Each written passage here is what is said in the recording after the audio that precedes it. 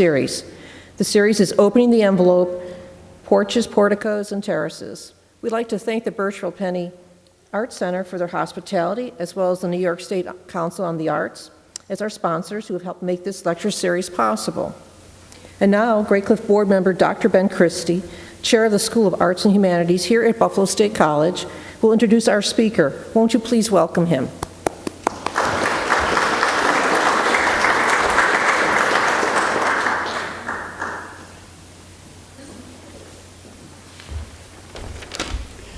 Well, good evening, everyone. Hello, someone is here. Yeah, welcome to Buffalo State and also to the Burchfield-Penney Art Center. My name is Ben Christie. I'm Dean of the School of Arts and Humanities. And I'm delighted this evening to welcome you to Graycliff's second in a series of 3 lectures, as Diane said, Opening the Envelope, Porticos, Porches, and Terraces.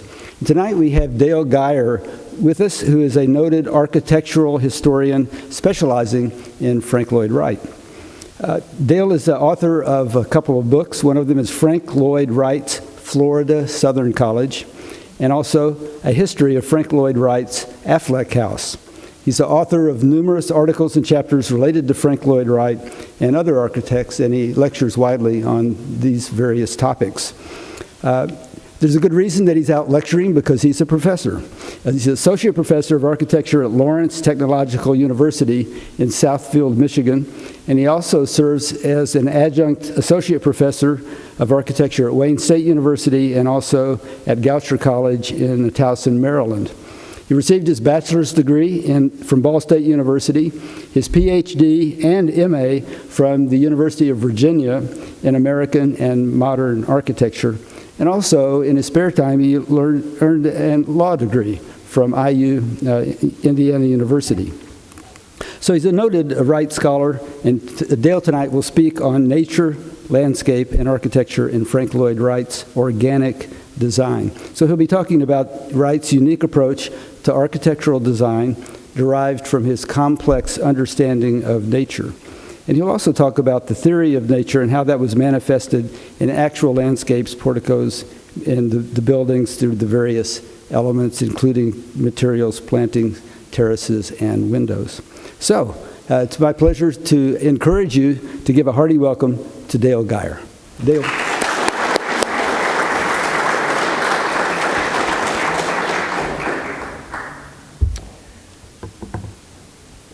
How's everybody doing out there?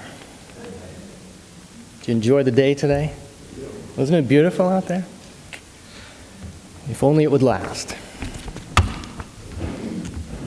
Well, good evening and thank you for coming. It's a real pleasure to be able to talk about Frank Lloyd Wright in any context, really, but particularly before a group with knowledge of Wright's work and ideas. And it's always a pleasure visiting Buffalo. I was just here 6 months ago, and I'm happy to be back, and hopefully I'll be back again soon. You have a real architectural heritage here that you should be proud of. Coming from Detroit, it's quite a contrast. You, I think, can provide a model for Detroit in many ways. I'd like to thank Ren Hauser and the Graycliff Conservancy for giving me this opportunity. And what I want to do tonight is provide you with a brief introduction to Frank Lloyd Wright's understanding of the relationship between architecture and nature. Perhaps delving a little bit deeper into the intellectual side of his theoretical beliefs than you're all accustomed to, but I promise that it won't be too complex. And then I want to give you some demonstrations of how Wright applied theory to practice. And I do this because I feel that Wright's architecture becomes so much more meaningful when you understand the real foundations that he was working from. Now, I'm going to be using a lot of quotations in this talk, and it's not because I'm lazy, it's more for 2 important reasons. One is that Frank Lloyd Wright was a prolific writer who wrote hundreds of articles and gave hundreds of lectures over time and actually explained himself very well. Second, because I think it's always better to use someone else's or someone's own words when we're trying to understand their ideas. So you're going to see a bit of text up here. As I was writing this, I was thinking, you know, I'm one of those people that doesn't particularly like to see a lot of words on a PowerPoint presentation, and here I am doing it. But my excuse is that they're Wright's words, and I think they bear looking at as well as listening to.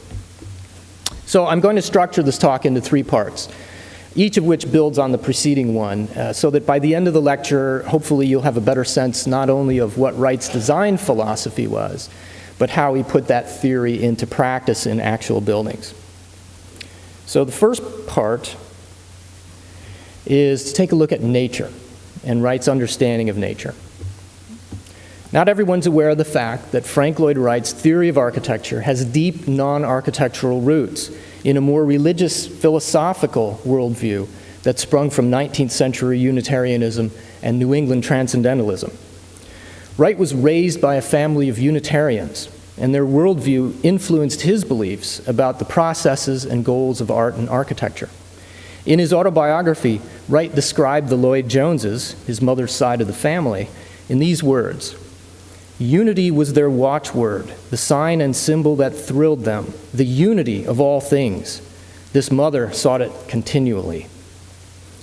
His family firmly believed that all things are manifestations of spiritual unity, and that all elements of the material world, such as mountains, lakes, people, animals, etc., disclose this underlying spiritual unity in some way, with the result that man and nature mirrored each other. Now, much of the Lloyd Jones religious philosophy was shaped by the incomparable Ralph Waldo Emerson. Emerson, who was an essayist, a lecturer, a preacher, a philosopher, a poet, a central figure in New England Transcendentalism, and a true cultural celebrity of 19th century America, was also a famous Unitarian. And in a series of extremely popular writings beginning in the 1830s, Emerson had expounded his views on the mystical harmonies of man and nature, the essential perfectibility of the human spirit, and the unity of the human soul with what he called the oversoul. Emerson was an intellectual hero to the Lloyd Joneses, and Wright's sister, Maginell, later recalled, quote, "one's mother, father, aunts, and uncles always quoting Emerson," unquote. Wright's exposure to Emerson as a youth had a formative effect, but his adult attitudes toward art, nature, and their he had a formative effect. His adult attitudes towards art, nature, and architecture were profoundly influenced by Emerson. For example, Emerson wrote about the importance of nature, but it's not the nature that we see when we look at a forest or Niagara Falls. Instead, for Emerson and for many of the Unitarians, nature is actually a veil. It symbolizes something deeper, and that is the spiritual unity of all things in the universe. Emerson taught that natural objects correspond to spiritual ideas, and he once said that things experienced in the material world are emblematic, or in another place, every natural fact is a symbol of some spiritual fact. And further, behind nature, throughout nature, spirit is present. The unity of all things, then, according to Emerson and many Unitarians, is underlying this material world that we see with our eyes. There's more to it. It's a deeper reality. When I teach my undergraduates, I bring up the Matrix movies, if you've ever seen those before. It's sort of a nice reference for them because it involves this world that people live in, and then there's a whole different world underneath that you can't see and you can't access. And that's the sort of thing that Emerson and the Unitarians were preaching, that underneath what we see, there is something else. And that something else is unity. He once wrote, "Herein is especially apprehended the unity of nature, the unity in variety, which meets us everywhere. A leaf, a drop, a crystal, a moment of time is related to the whole and partakes of the perfection of the whole. Each particle is a microcosm and faithfully renders the likeness of the world." So Unitarians, like Emerson and Wright's family, regarded plants and animals and everything else as outward manifestations of this all-encompassing spiritual unity. But that unity or order isn't immediately perceptible to the average person. Although wild nature is considered beautiful, for example, it isn't as beautiful or as meaningful as the spiritual idea which lay behind it. Wright agreed with this conception. In his autobiography, He pointedly expressed contempt for those architects he'd met as a young man who had claimed to design natural buildings. Wright said, "What did they mean when they used the word nature? Just some sentimental feeling about animals and grass and trees and out of doors generally." And he went on to say, "Somehow I had always thought, when I read the word nature in a book, or used it in my own mind, that it was meant that interior way, not that other measly external way." And what he means by this is he always thought of nature as this underlying unity and not just trees and mountains and grass and things like that. So this true internal meaning of nature could only be revealed by the artist. Both Emerson and Wright believe that. The artist's work, if done properly, would explicate the spiritual unity of all things for those non-artists unable to ascertain it.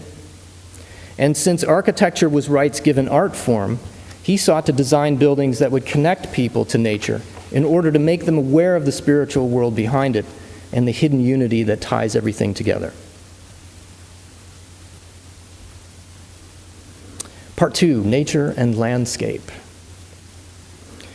So now that I've kind of established the fundamental idea behind Wright's conception of nature coming out of this Unitarian worldview, there's one more step that we need to take before we can truly begin to understand his architectural designs.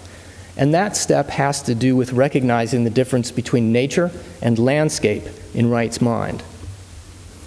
Since the artist, or the architect in this instance, is charged with revealing the spiritual unity inherent in nature and underlying all things, it's reasonable to ask the question, how?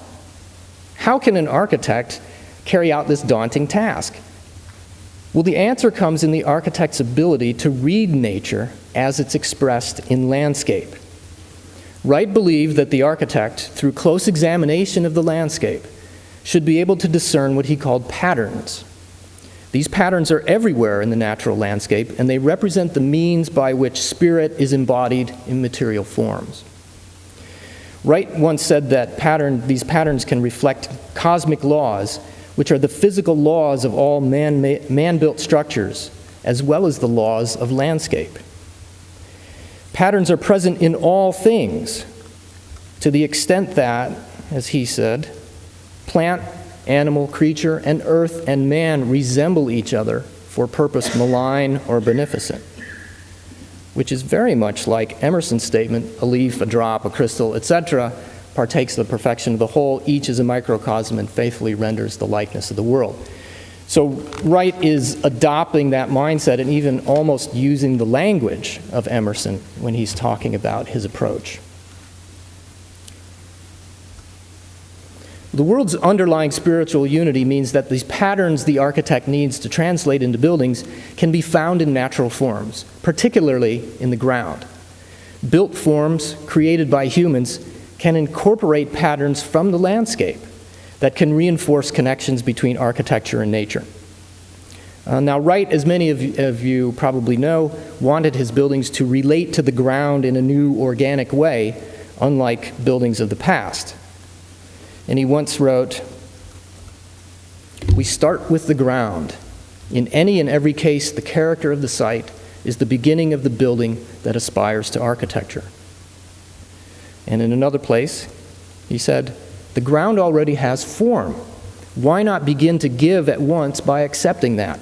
Why not give by accepting the gifts of nature?" For Wright, then, a true organic nature would, in his words, quote, "rise naturally from topography, which means that buildings would all take on the character and nature of the ground on which in endless variety they would stand," end quote.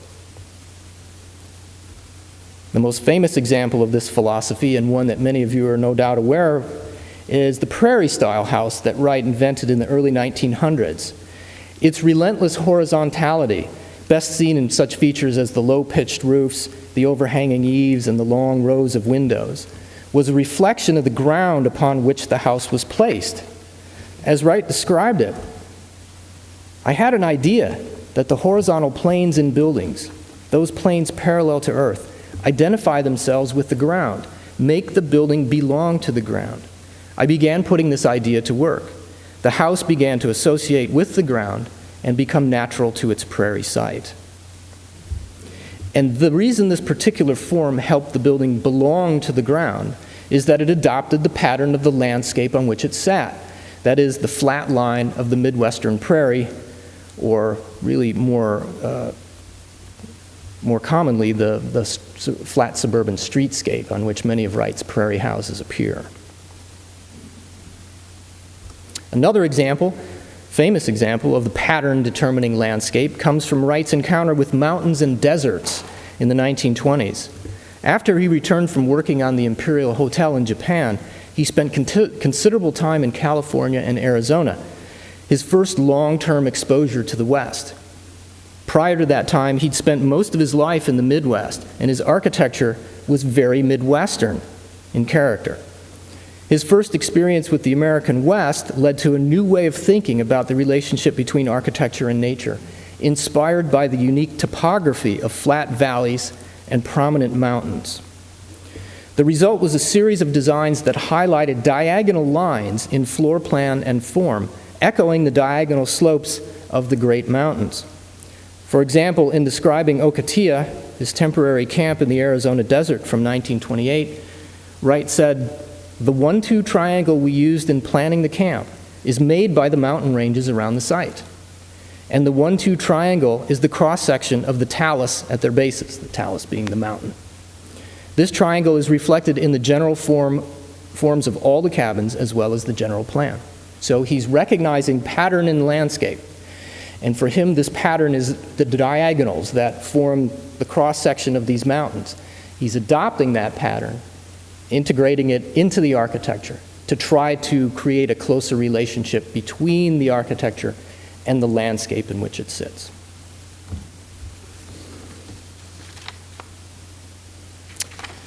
I think at this point, we've had enough background to understand a lot of the deeper aspects of his architecture, so now I want to move to some examples, some of the ways in which the theoretical concepts influenced actual designs.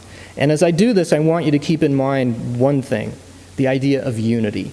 Unity of building and nature, unity of all things, and even unity of design within the building itself. What I'm going to do for this section is I want to show you a number of examples that demonstrate these principles, and I'm going to focus on 3 places in particular, although I will show other examples. And those 3 places are Graycliff, because Graycliff is a wonderful place that you have to visit if you haven't been there, and you need to go back if you have, because it's constantly becoming better as the renovations continue. The other 2 that I'll focus on are places that I know really well. Florida Southern College in Lakeland, Florida, and the Gregor Affleck House in Bloomfield Hills, Michigan, which my university owns. Remember, however, that the principles that I'm going to outline can be found in almost any Wright-designed building. So first, we'll start with materials. And if you know anything about Frank Lloyd Wright, you know that he had a very definite approach to materials. That is, he always advocated using natural materials in their natural state. He thought that doing so would keep the building that much closer to nature, and therefore preserve a measure of unity between this man-made object and the natural world in which it exists. But there's another aspect of materials that may not be so well known, and that also fits with the theme of unity. In the late 1910s, after his first encounter with the West, Wright began to investigate the possibility of uniting building with landscape in a much more literal manner than, say, the horizontal lines that complement the ground plane in the prairie houses. Instead, he began to explore using materials from the site in the building's construction. For example, the Aileen Barnsdall House in Los Angeles, known by its nickname, the Hollyhock House, in that design, Wright suggested using granite from the surrounding hills in the mix for the concrete that would create the walls of the house. By the late 1920s, this practice was becoming more standard. A good example can be seen at Graycliff, the summer house Wright designed for Darwin and Isabel Martin, not far from here on the shore of Lake Erie. At Graycliff, Wright made extensive use of limestone around the house's lower level, and there's a picture of one part of it over there. and in the chimney mass as well. And this is limestone that is from the site. It was taken from the beach on the cliff, or below the cliff on which the house sits. Wright told Darwin Martin in a letter that using such local stone would take the base and ground up into the building and make it more firmly of its site. There's that unity, trying to unify ground, nature, and architecture. For Florida Southern College, Wright specified concrete blocks as the main construction material. In his search for unity between nature and architecture, he instructed the workers making the blocks to use sand from the site in the concrete mixture. After many failed attempts, however, and this is probably due to the fact that the site was a former orange grove, as I'll show you in a few minutes, and there was decades worth of fertilizer in the sand from that orange grove. The blocks just wouldn't firm up. They tried everything and it wouldn't work. After that failed, he ended up importing a different type of sand from the Daytona Beach area, which is still Florida, but just a little farther away. But this new ingredient had an added benefit. It was made out of crushed coquina rock, which is a soft limestone that's formed from coral reefs and seashell fragments in Florida, and had been a traditional Florida building material. So all the campus buildings contain this mixture in their blocks, which then ties them to the region and produces another level of harmony between architecture and nature. And some other famous examples of instances where he used material from the site in the actual construction of the building include his own home at Taliesin in Wisconsin, Falling Water in Pennsylvania, which incorporated rock from nearby cliffs, and Taliesin West, his second home out in Arizona, where the rocks were actually taken from the site and put into concrete to form these unique walls that you see here.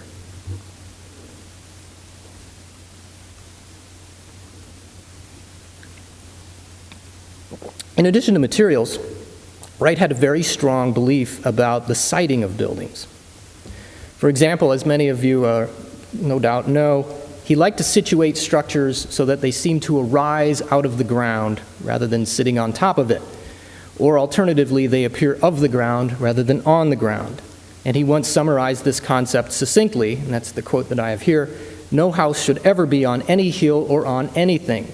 It should be of the hill, belonging to it, so hill and house could live together, each the happier for the other." The reasoning behind this principle involves not only the concept of harmonizing man-made and natural, but also the purpose of architecture. Beyond mundane functions of providing shelter, comfort, and storage, architecture can also stimulate our appreciation of nature, and therefore, potentially, our comprehension of the underlying unity of all things. This is where the artist or architect is most valuable. He or she creates structures that enhance nature by revealing its inner beauty, which isn't a visual aesthetic beauty generated by the way something looks, but rather it's a conceptual or an abstract beauty, the beauty of the harmonious, unified universe. As far back as 1912, Wright advocated that a true artist must impose an idealized geometry from a landscape's inner nature. Think about that for a second. Why should an artist impose an idealized geometry or pattern, which is what he's talking about, derived from nature back onto nature? Isn't nature beautiful enough as it is? Well, surprisingly for Wright, the answer is no. Its true beauty can only be ascertained or made accessible to human beings by the artist.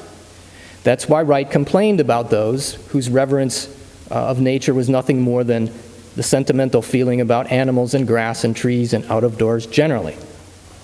And that's also why he felt Japanese art was superior to Western art, because it was about symbolizing something and not just recording something that we see.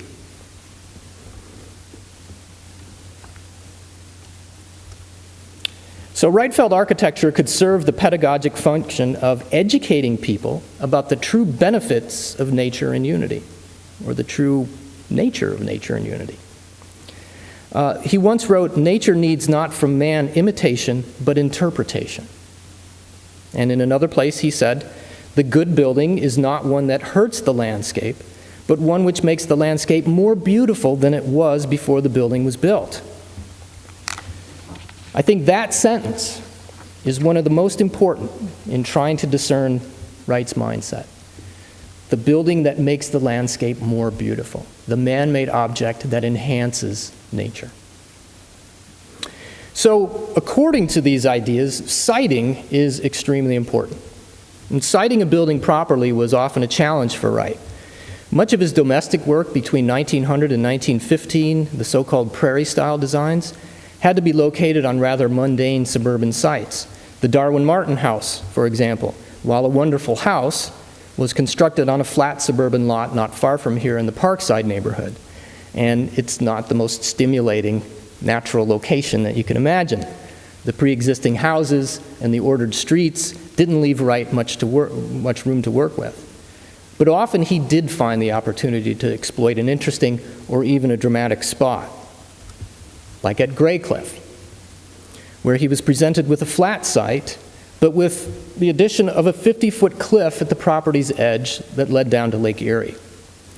Wright loved sites with or near water, and no doubt would have preferred to create a dramatic structure perched at or hovering over the cliff. But the Martins weren't game for that. They wanted the house set back 100 feet from the cliff, and plus there was a pre-existing 10-foot right-of-way along the edge. So Wright made the best of his opportunities there, and in doing so, he created a house that utilized the horizontal prairie-style prototype, but was much more open and skeletal than your typical prairie house. And that's something that I'll get to in a minute.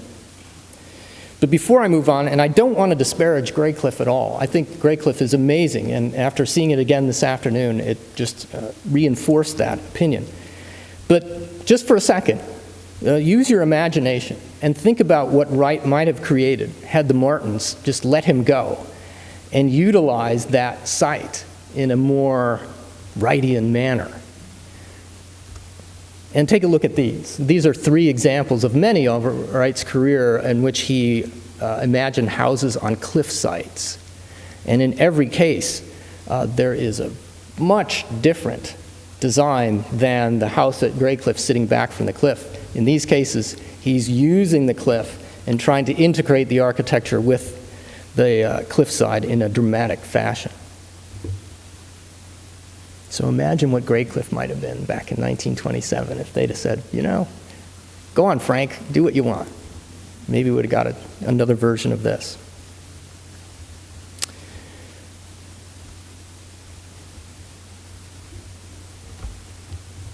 Now, at the Affleck house, which is the house that my university owns and I've become quite familiar with over the years, the story is that Gregor Affleck, who was working in the auto industry, commissioned Wright in 1940 to design a house for himself and his wife and their teenage son. And as usual, they wrote to Wright from long distance. They did make a trip up to meet him at one point, but the initial contact was anonymous, really. And Wright told them sort of his standard advice: find a piece of property with a little character to it, and preferably near water. The Afflecks then searched for almost a year before finding what they thought was a perfect place in Bloomfield Hills, an unincorporated suburb about 20 miles northwest of Detroit. The site was just over 2 acres in size, heavily wooded, and sloping down to a ravine containing a small pond. The land dropped approximately 25 feet from the hillside where the house would be built to the water below. Gregor Affleck later described the lot as a little valley completely covered with tall trees and no level land at all. For the Afflecks, Wright created an early Usonian house that engaged its site by emerging from the hillside on one end and hovering over the ravine on the other. The house seems to spring up from the ground, and its 2-story height at the living room end emphasizes the ravine's slope while visually providing balance. It's a sort of vertical uplift that counters the downward drop of the land.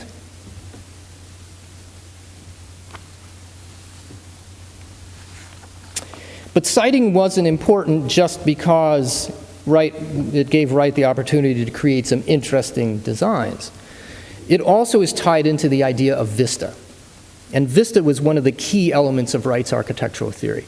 The vista, a large open view of water or land, was something that he felt could unite building and landscape, or in the larger sense, architecture and nature, through the psychology of the viewer. And this is not, by the way, a Frank Lloyd Wright design. I just grabbed this off the internet, and when I showed this to my 12-year-old son last night, he said, "I know that. I didn't know it was a Frank Lloyd Wright." I said, no. Maybe I shouldn't use it. It symbolizes the idea of shelter, which was very, very important to Wright. And because his conception of shelter sort of evolved over time, and later in life he wrote that, "I began to see a building primarily not as a cave, but as a broad shelter in the open, related to vista." Now the shelter, the bare shelter like this, obviously has no barriers between inside and outside, which leads to greater views of the surroundings. But the vista isn't just a side benefit of the more open method of construction that Wright began to use after he started to think about structure in a different terms. Wright disclosed that there was a much deeper interrelationship between landscape and building when he wrote this: "Landscape seen through the openings of the building, thus placed and proportioned, has greater charm than when seen independent of the architecture. Architecture properly studied in relation to the natural features surrounding it is a great clarifier and developer of the beauty of the landscape.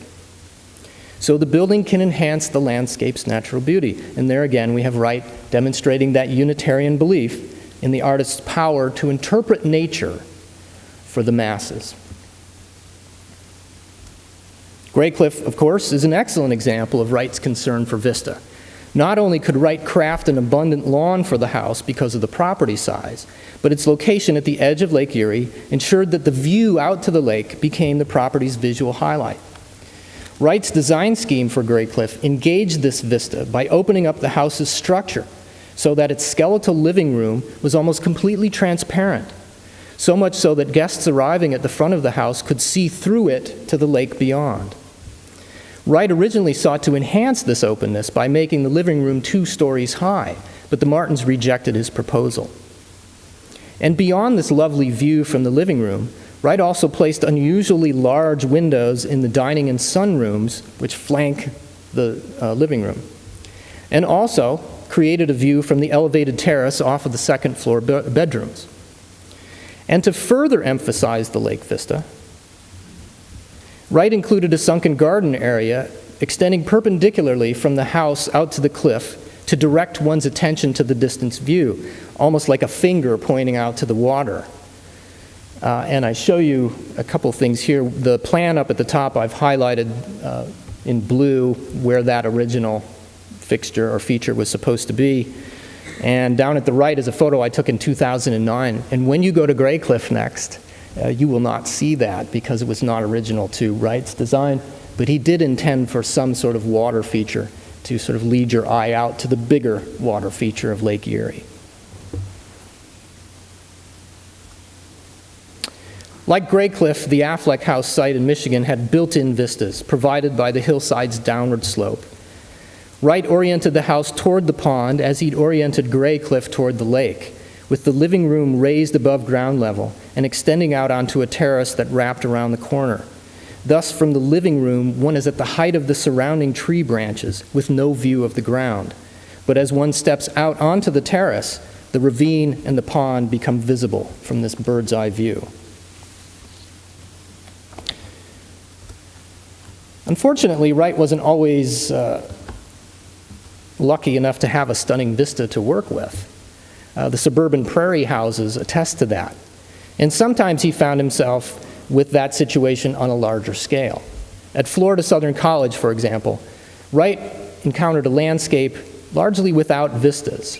The site for the college was a 20-acre orange grove filled with over 1,000 trees, which gently sloped down to the shoreline of Lake Hollingsworth, a nearly circular body of water about 3 miles in circumference.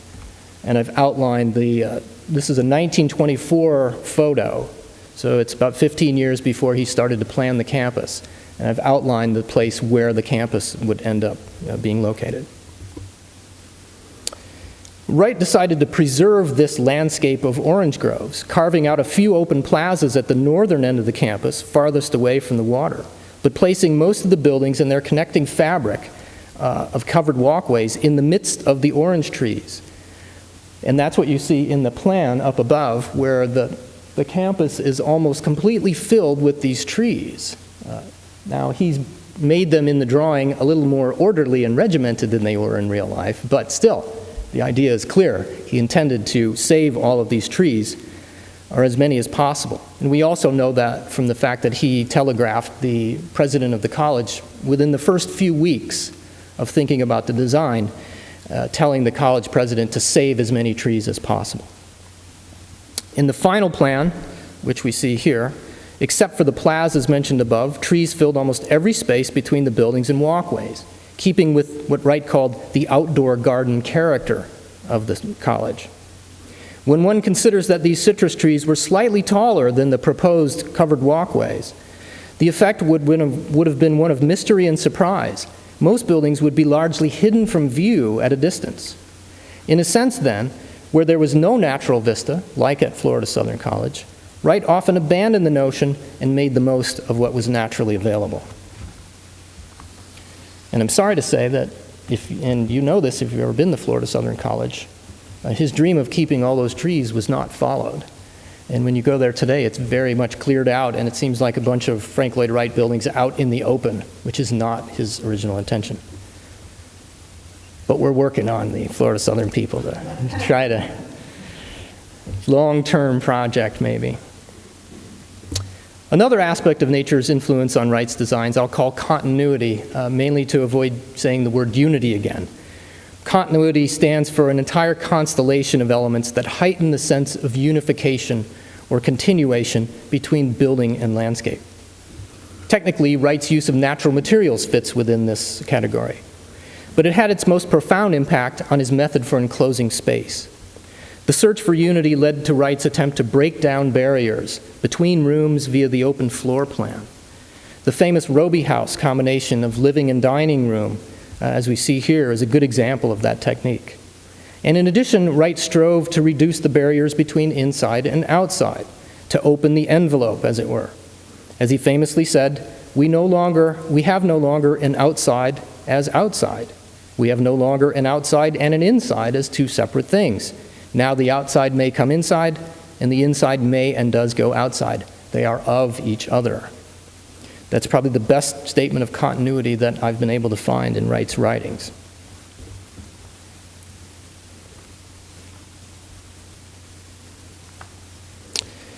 Another design element that Wright relied on to achieve continuity was the hybrid, well, I'll call it the hybrid space. He didn't call it hybrid, but I think it's a fitting term. And that's an area of a building that appears to be both covered and exposed at the same time. Now, these spaces are crucial to Wright's unification of the interior with the exterior, or the building with nature. In organic architecture that's more natural and less man-made requires an abundance of these hybrid spaces. And when we think of these hybrid spaces, we would do well to remember Wright's ideal concept of a broad shelter in the open, which wouldn't need such areas because the flow of space between indoors and outdoors would be total and complete, like in that park shelter that I showed you. But in the real world, such hybrid spaces are necessary and useful. So let's see how he used them in some of these examples. First of all, Graycliff. Graycliff's larger lot and its lakeside setting allowed Wright more leeway in designing hybrid spaces, more so than in his suburban commissions. And he took advantage by creating a large elevated terrace off the second floor bedrooms.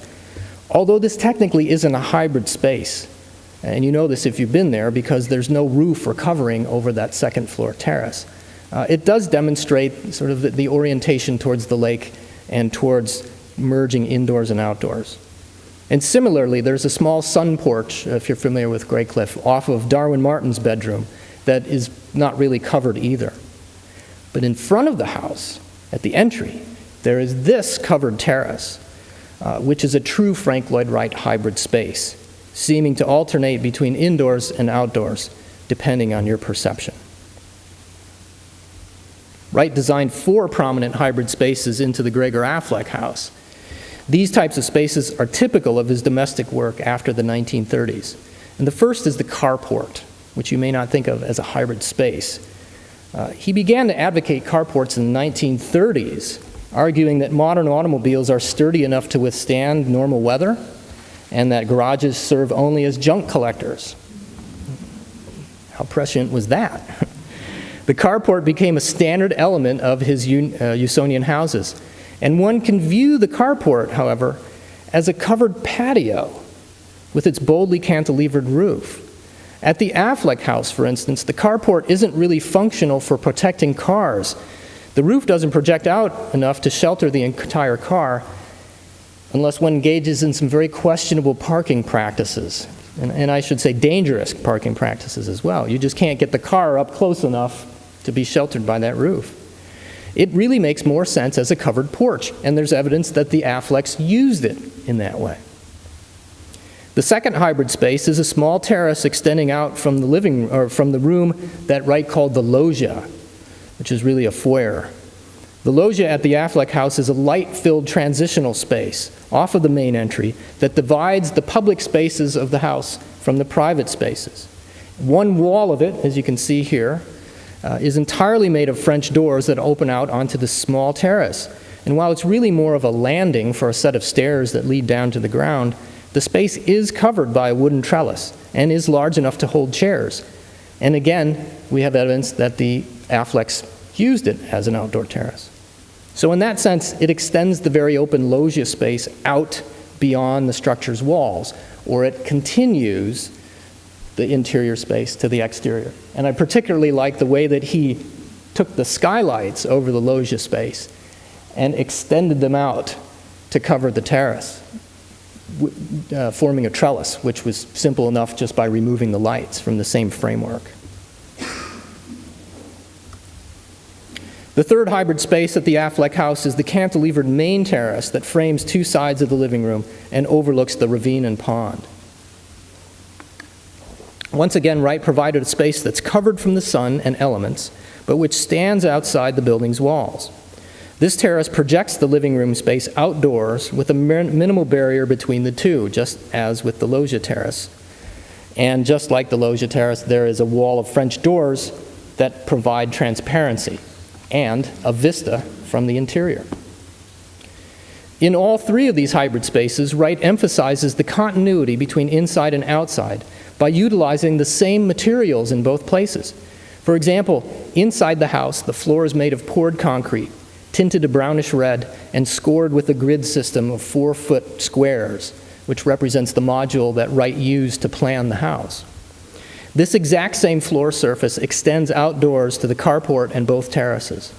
Likewise, the living room terrace and carport are both covered by an overhanging roof constructed with the same overlapped wooden boards as are used for the interior ceilings.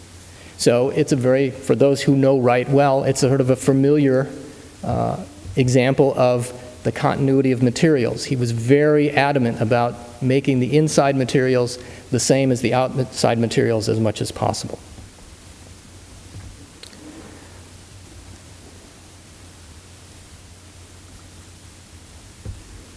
The Affleck house includes a protected area at ground level beneath the living room terrace, which is really the fourth hybrid space.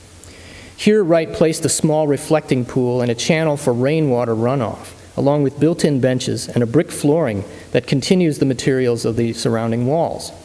This hybrid space provided the Afflecks with a completely shaded and occasionally breezy spot for relaxation in the heat of summer.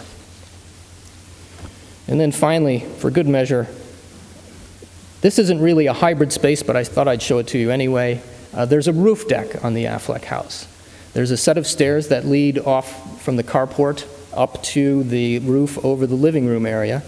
And these are the only photos I could find, unfortunately. But it was covered with decking, and it was intended to be a roof terrace. And we have evidence that the Afflecks used it extensively in that manner. At Florida Southern College, Wright incorporated hybrid space into individual building designs and their connecting walkways. In the Annie Pfeiffer Chapel, which is the main building on campus, an interior second-floor balcony opens out onto the building's sides to elevated terraces, which are screened from the sun by small roofs that open into trellises. The seminar building originally consisted of 3 roughly square structures with courtyards in between. And again, I don't have a photograph. I wish I had a photograph. But you'll have to imagine that black and white photo is of actually 3 separate square buildings with courtyards in between. And then each of those square buildings essentially held 2 buildings in one. When you walked in the front door, there were 2 offices, one flanking each side of the main hallway.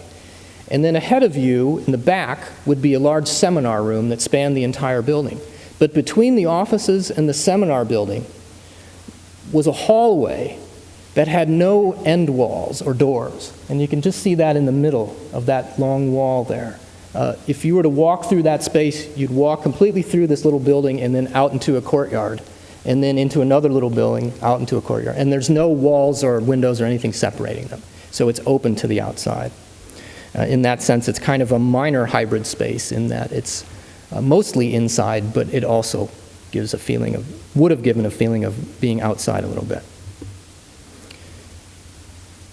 But perhaps the most significant hybrid spaces at Florida Southern, and certainly the most visible, are the covered walkways that connect all of the Wright buildings.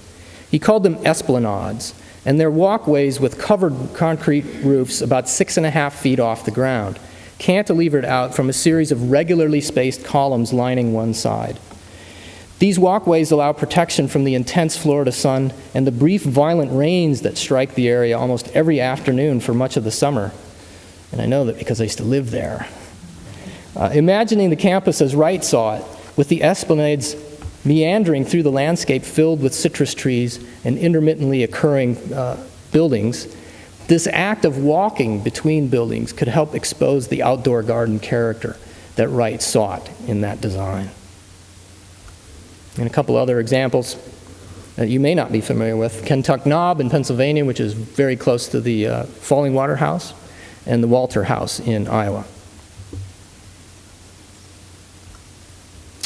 A final unifying element that I want to point out involves abstracting nature in more literal ways than the attempt to unify architecture with the natural world.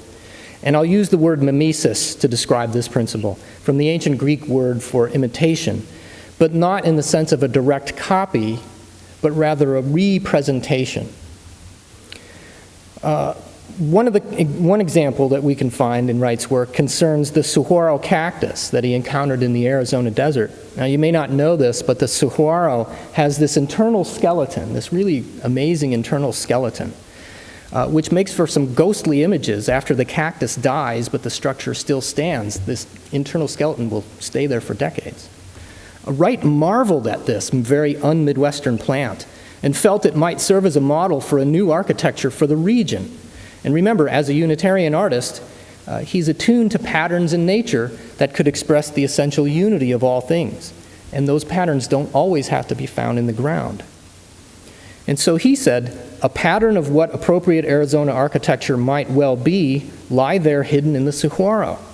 The saguaro, perfect example of reinforced building construction. Its interior vertical rods hold it rigidly upright, maintaining its great fluted columnar mass for 6 centuries or more. A truer skyscraper than our functioneer has ever built. And I imagine by functioneer he means every architect other than himself. Wright attempted to incorporate saguaro structure into a few desert projects in the 1920s that were never built, but at some point he switched his tall building concept to a different model, the tree. He constructed office towers in Oklahoma and Wisconsin based on the tree's structural principles. In other words, instead of stacking brick or stone walls, pouring concrete into forms, or constructing a steel or concrete cage to make the structure for these buildings, he mimicked the tree by planting a solid concrete core deep into the ground, like the root system, forming the trunk, and then cantilevering the floors off of this core like the branches extending out from the tree trunk. For Taliesin West, Wright's second home and studio near Scottsdale, Arizona, he borrowed the diagonal profiles of distant mountain ranges for the very forms and plans of the buildings, just as he'd done with the Ocotillo Desert Camp nearly a decade earlier. So I think this represents both pattern and mimesis, if there is really a difference between those two, and I'm still not sure. I'm kind of working my way through that. And if you know Graycliff, you may not think that there's any mimesis involved with its design, but there may be. I have no proof of this, but this is in the realm of speculation, and it's fun to think of these kinds of things. But if you've ever wondered why Wright resurrected the prairie style for this house, a style that he'd abandoned over a decade earlier, there may be an answer. It may be that when Wright found out about the cliff and the horizontal striations, the geologic striations in the cliff, that may have spurred something in his mind. That may have given him a pattern that he then used to design the house. This is speculative and probably crazy, but it's not outside the realm of possibility. And at Florida Southern College, Wright created a plan that distributed an assortment of structures around the site, weaving them in and out of the trees and down the hill, as we've seen, and he connected them with these esplanades at 30 and 60-degree angles. It's entirely possible that, given the Florida Southern College site, which slopes about 80 feet, I think, down from the northern end of campus down to the lake, he may have felt, again, that that cross-section, which forms a diagonal, created a pattern that he could then incorporate into the design of the campus. Again, we don't have written proof of this, but I think that it stands on firmer ground than my Graycliff speculation. And in addition, there is a very solid case of mimesis here. In the left side of your photograph, you see or the plan, you see a circle. That's a pond, or not a pond, but a fountain and a circular pond that he created, which mimics basically the form of the lake. And so you have circular water bodies anchoring both ends of campus, one natural, one artificial. And that's the sort of thing that he liked to do in creating these mimetic forms. And then finally, a couple examples of famous buildings where this can be seen. The Guggenheim Museum, where he incorporated the ideal of the spiral, which is found all sorts of different places in nature. The Johnson Wax Building, which incorporated what he called dendriform columns. Dendriform means tree-like, although other people tend to see mushrooms or flowers in them, in the sense that the top's much bigger than the bottom. And Florida Southern College, where there could be an interpretation that these orderly columns that hold up the cantilevered walkways may be abstracting the orange groves that once resided on the property, which were also set up in this sort of regimented ranks.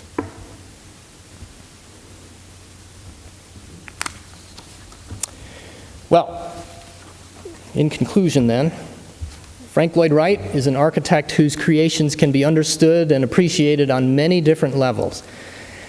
I hope that this exercise of focusing in on some of the deeper aspects of his architectural theory and then seeing how they influenced his designs has been profitable in helping you to understand his work a little bit better. And I hope that the next time you visit one of his buildings or even look at the photographs, you have a slightly more critical eye. And you might have a better understanding, for instance, if you see a porch or a portico or a terrace in a Frank Lloyd Wright building, just why it's there. Thank you.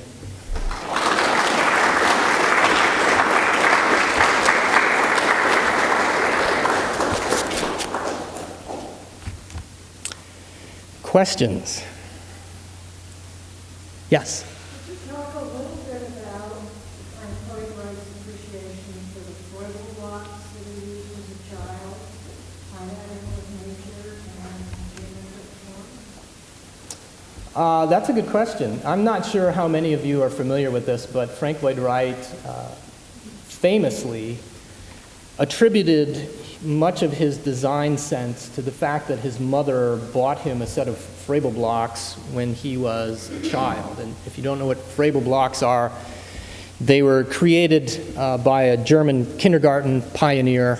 It's a series of exercises that you use to teach children both how to manipulate things, but also to give them an understanding of materials and connections and forms. And in particular, there are these blocks that you can put together in different ways. And Wright claimed that playing with those blocks helped him form his sense of architectural form and sort of how things are put together, and he always credited that with being very important in his development. I think that that sort of set the stage for part one of his career. And if you look at a lot of his designs before really the 1920s, they are very kind of formal and rectangular or square. There's a lot of geometric clarity to those buildings. And then after the 1920s, when he encounters the desert in the West, it changes things for him. His designs begin to loosen up. He starts to include more diagonals. He starts to include more natural materials. So I think that in the early part of his career, he was working with sort of this growing concept of form coming from pattern, coming from landscape and nature, combined with the Froebel influence, excuse me, which is not natural, it's more geometrical forms. And then I think over time, that tended to wear off a little bit, and he looked more and more to nature. But it never really left him. So that's just a long way of saying that that's a really good question, and it deserves a better answer, much more researched, but I think there's something interesting there that I'm going to follow up on. So thank you.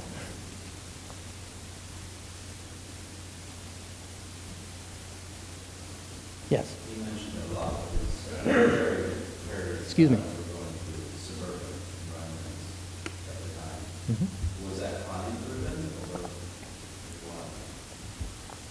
what? I think part of it was location driven, that he was working in the Chicago area and often didn't have the opportunity to deal with really interesting sites compared to what he dealt with later.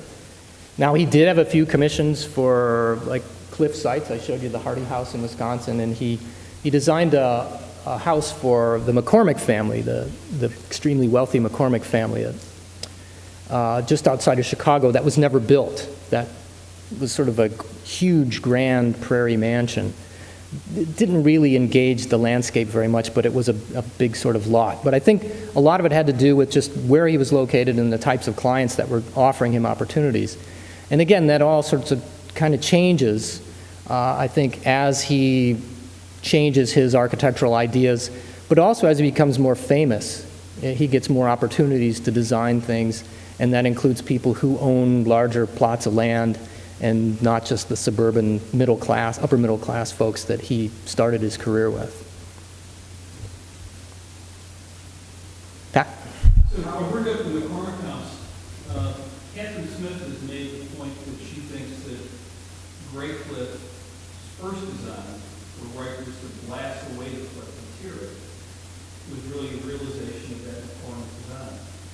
Can you comment on whether you think that would have been a more naturalistic approach to the site as opposed to setting out back on the feet and not blasting the cliff? I don't think it would have been. I think it's moving in the opposite direction. And when you think of it in terms of, and if you're not familiar with what he originally intended for Graycliff, please, again, go out to visit Graycliff. And then there's numerous publications by Pat and Jack Quinnen about the development of the design.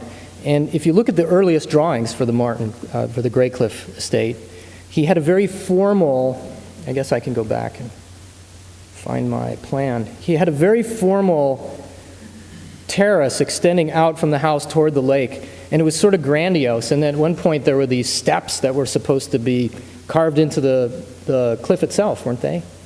That leading down to the beach. Compare that, and then tie that to his original conception of a two-story living room, sort of grand monumental living room. And I think that those together demonstrate a much more formal type of house, which I think is very much out of McCormick. If you're not familiar with McCormick, the McCormick mansion was a huge sprawling, think of the Martin house, maybe tripled in size, and then you sort of approach what he was intending for the McCormicks. But it was very formal, and it sort of, in many ways, seemed to go against his principles. It was this big palace that sat on the land and didn't engage nature in the same ways that some of his other designs did. And I personally think that, Wright never threw away an idea. He would constantly reuse things. He would design something and not get it built, and then 30 years later you see him trying to push the same or a minimally changed design on another client. I think there's a lot to say for the idea that Graycliff at least in some ways, was him trying to salvage a little bit of the McCormick project, since they were similar sites, cliffside sites, fairly wealthy, although Darwin Martin didn't have the money that the McCormicks had, and they wanted a scaled-down summer cottage. I think he couldn't give up some of those ideas. And so that tempers the first designs that he did for Martin, which I think are very monumental and totally not fitting in many ways with the idea of a summer cottage. And luckily the Martins, reminded him that that's what they wanted. They just wanted this little summer place where they could escape. And they forced him to redesign to the point where he made it more intimate. So if the original question was, dude, I think that those original designs would make it more natural, I guess, according to his theories, I'd say no. Is that what you're asking? Okay. Anyone else? Yeah. Just curious what you think of the way the weather of the local areas played into his house designs, such as, you showed some of the open porches and stuff with Darwin Martin, and Graycliff, versus, did he really care about where it was going to go in terms of the area? I think that my opinion is that weather was a factor in his designs, but maybe not that big of a factor. He would, like the walkways at Florida Southern College is a wonderful adaptation, I think, to that atmosphere and that environment. But in other places, he would use the same design element that he had created for maybe a warmer weather place in a colder, snowy place. And I'm not talking about Graycliff, because Graycliff was supposed to be a summer house. And I can't think of any examples offhand, but I think that his opinion would have been, you just deal with the weather. He's going to get the house right in relationship to topography and landscape. And if that meant that you had to deal with a little bit of heat or a little cold, then so be it. And the reason I'm saying this is I'm thinking of his views towards air conditioning, which he